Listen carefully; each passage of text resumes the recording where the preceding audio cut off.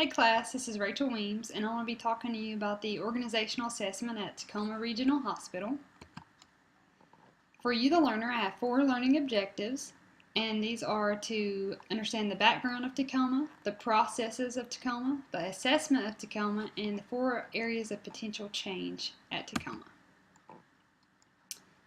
Tacoma Regional Hospital was established in 1928 by Dr. Miller and Dr. Coolidge. Dr. Miller was actually contacted by several prominent citizens of Greene County. They persuaded him, who was of Washington Sanitarium in Tacoma Park, Maryland, to open a facility in Greenville, Tennessee. Through the contact, Dr. Miller initiated this partnership, and him and Dr. Leroy Coolidge, like I said, opened this facility up. In 1978, Tacoma was destroyed, and a new and improved hospital was formed. And this is now at 401 Tacoma Avenue in Greenville, Tennessee. The mission statement at Tacoma is as follows: to exist to extend the healing ministry of Christ by caring for those who are ill and by nurturing the health of people in our communities. The vision statement is: we will passionately strive to create excellent experiences for each person who chooses to access our services. We will be a leader in patient safety and healthcare quality. We will be the best place to work, practice medicine, and receive care. Tacoma follows the I Care values, and those are integrity and honesty, compassion, accountability to the team, respect for anyone, and excellence in innovation. Tacoma follows a formal organizational structure, and through this, the CEO is the top of the operations. Then this branches off to the Chief Nursing Officer, the Chief Financial Officer, as well as the Chief Medical Officer. Then this branches to the department head managers, and under the department head managers are the operative team, which includes frontline nursing staff and the general employees. As far as the culture at Tacoma, Tacoma is part of the Adventist Health Systems, which is a faith-based healthcare organization. This is headquartered in Altamont Springs in Florida. Adventist Health Systems are a national leader in quality, safety, and patient satisfaction. Adventist Health System employs more than 70,000 individuals, maintaining tradition of whole person health by caring for the physical, emotional, and spiritual needs of every patient. Adventist Health Systems Tacoma is a thick culture, and this is represented in this facility as it is widespread, accepted throughout the organization, following the mission statement of extending the healing ministry of Christ when caring for patients. As far as structure goes at Tacoma, communication for the most part is very formal lines of communication.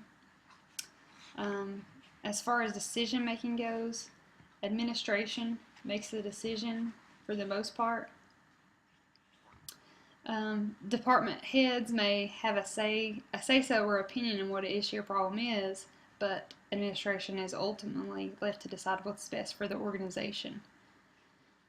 With this concept, it's assumed that decision makers gather perfect information available at no cost using perfect rationality, and this, in consequence, arrives at utility maximizing decision outcomes. Conflict management is designed to be informal at Tacoma. If possible, conflicts, problems, and situations are handled between staff members and a third-party individual, usually being the department head manager. However, issues between other department head leaders would be a need for an upper-level management person to intervene. Budgetary processes are handled through the CFO and the accountant.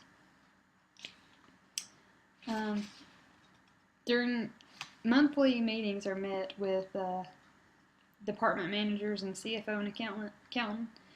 And during this time, budgets are discussed as well as goals that have not been met for the year. Quality improvement. The quality improvement leader at Tacoma, Penny Collins, she also serves part of risk management. She ensures that all appropriate systems and processes are carried out thoroughly.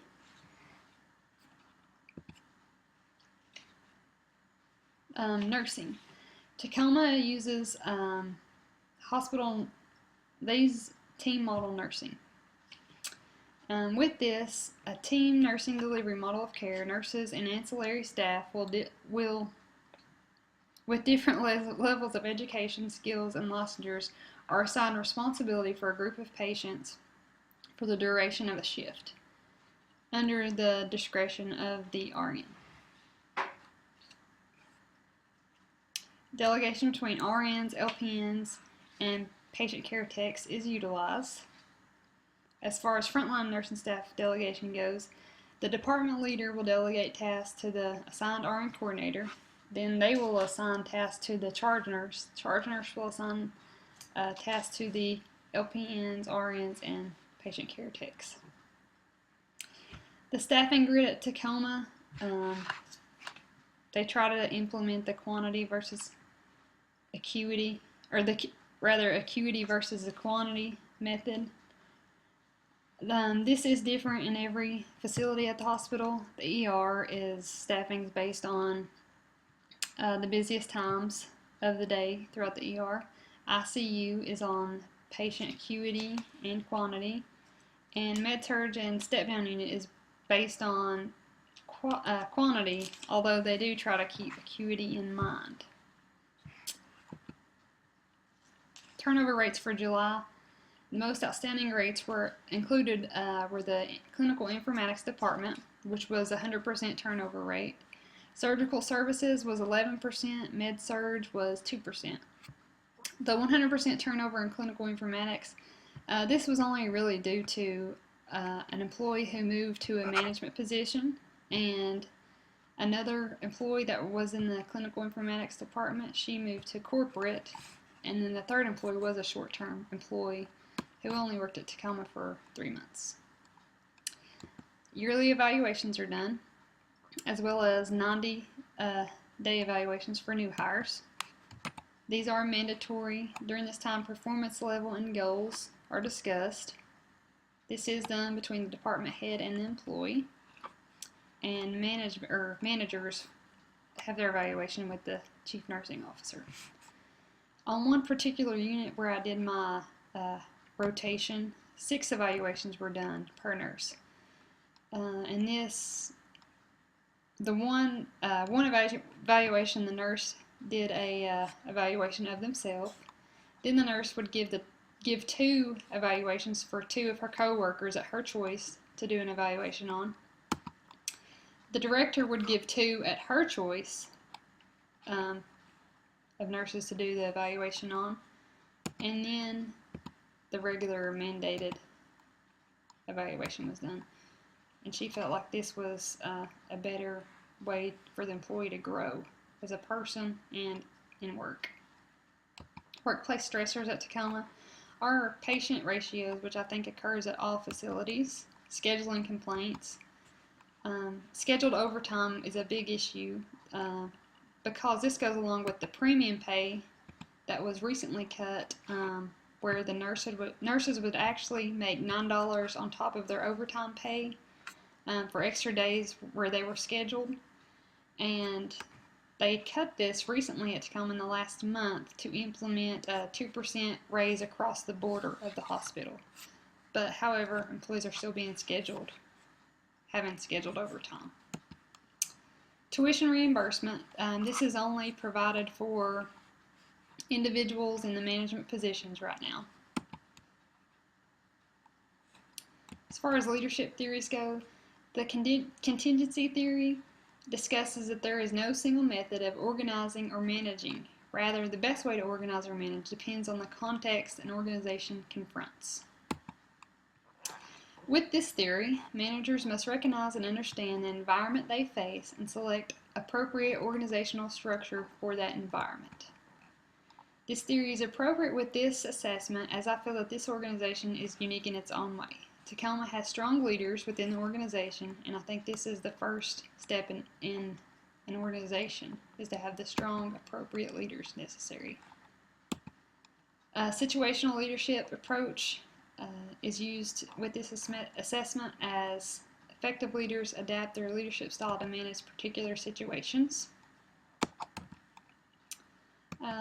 Situational leadership and contingency theory go hand in hand, therefore correlating well with this facility. The core competencies of situational leaders are the ability to identify the performance, competence, and commitment of others. The strengths of this organization overall is the positive culture and the morals, exemplified here. Appropriate conflict management is resolved at this facility, and as said before, Tacoma does have a strong leadership team. As far as weaknesses in this organization, there's a lack of continuing education incentives, a need for renovations, and technological advancements were needed. 4 potential areas of change that I felt were necessary would be a need for security 24 hours a day, 7 days a week. Right now, Tacoma has security on Saturdays and Sundays, and that is from 7 it is 24 hours a day, but just on Saturdays and Sundays. Building upgrades need to be made, equipment upgrades, and incentives need to be offered for those who choose to further their education. Now, I chose to focus my change on equipment upgrades, and that is for a neonatal ventilator. The driving forces of this is the need for money for this equipment. Thousands of dollars will be needed for this implementation of a new nursery ventilator. Therefore, budget cuts would be needed in other areas. The hospital is somewhat restrained right now and has no extra money for this expense. However, the ventilator that the hospital currently has does, you can't order any parts for it. It's such an older Philips model that there are not any parts if it were to tear up. The director of OB is currently trying to get a grant with the March of Dimes so that this can be implemented soon. That she feels like this is a great desire and a need for this unit.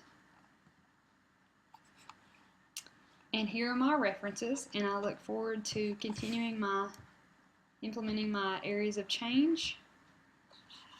And thank you for watching.